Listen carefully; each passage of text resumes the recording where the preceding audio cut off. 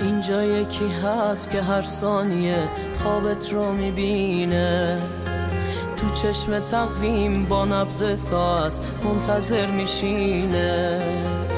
همیشه اون که غرق سکوت دست تو میخونه، درد لحظه رو کسی میفهمه که منتظر میمونه.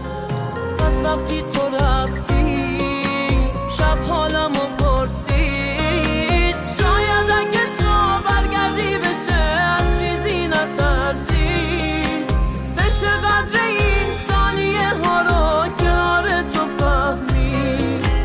شاید اگه تو برگردی بشه از چیزی نترسید، بشه قدر این ثانیه ها رو کنار تو فهمید.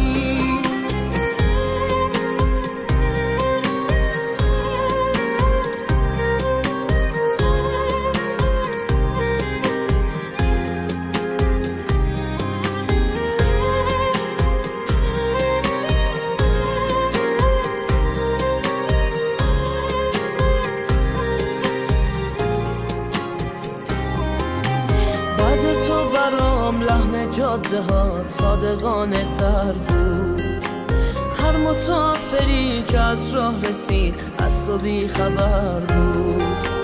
من ساعتا رو بیدار نکردم خواب تو ببینم، این لحظه ها رو روشن گذاشتم تا منتظر بشینم.